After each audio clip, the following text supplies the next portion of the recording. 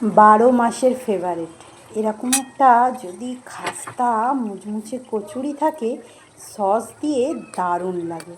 আওয়াজটা শুনে নিশ্চয়ই বুঝতে পারছেন কত খাস্তা হয়েছে। এই কচুরিটা বানাতে সময় লাগে কিন্তু খুব কম, আর খেতেও বেশ দারুণ হয়। বাচ্চারা তো ভীষণ পছন্দ করে। প্রথমেই আমি 1 কেজি ময়দা নিয়েছি।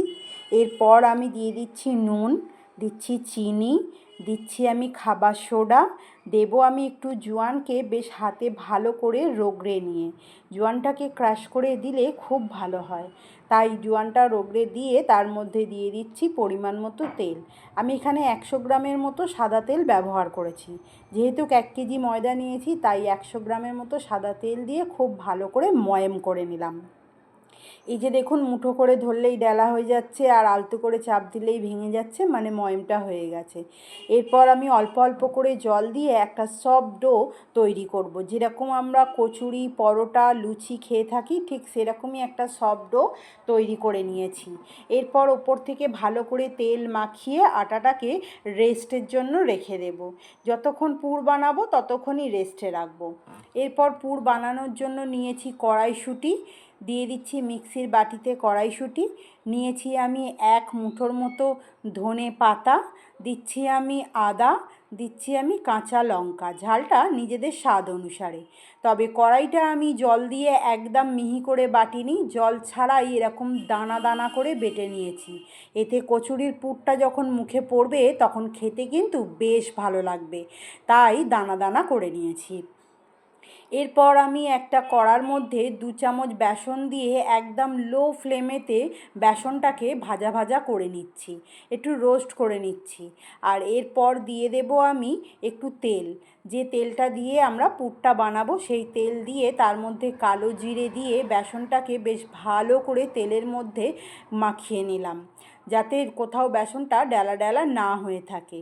এরপর দিয়ে দিচ্ছি কড়াইশুঁটি, যেটা আমি আধ বাটা করে রেখেছিলাম। একটু দানা দানা রাখলে পুরটা যখন আমরা দেব এবং যখন ভাজা হয়ে যাবে, ভেতরের পুরটা দানা দানা মুখে পড়বে, তখন খেতে ভীষণ ভালো লাগে।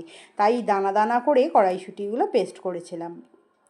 এরপর দিয়ে দিচ্ছি আমি স্বাদ অনুসারে নুন, দিচ্ছি চিনি, দিচ্ছি গোলমরিচ গুঁড়ো, দিচ্ছি চাট মশলা, দিচ্ছি আমি গরম মশলা গুঁড়ো।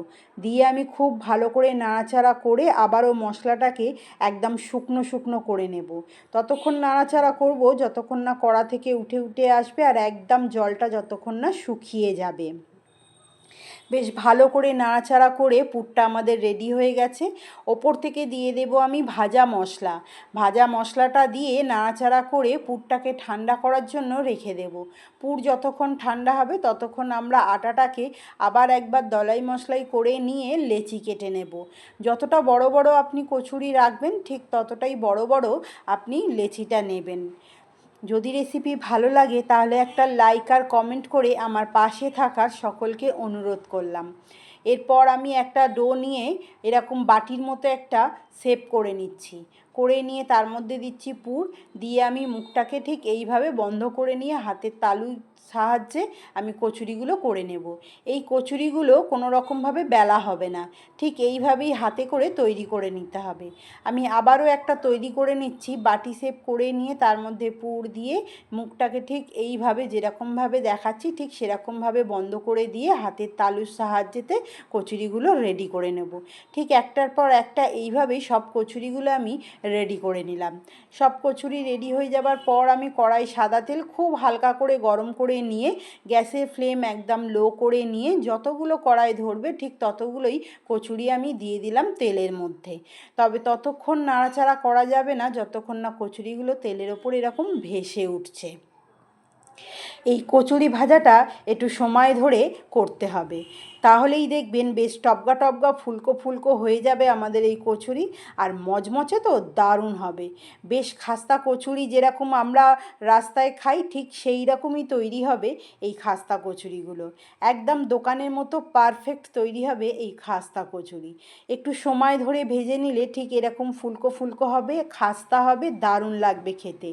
আমি একটা ব্যাচ ভাজতে লেগেছে আমার সময় 10 মিনিট করে, তাই 10 মিনিট করে একটু ধৈর্য ধরে ভেজে নিলেই হয়ে যাবে আমাদের এরকম খাস্তা ফুলকো কচুরি।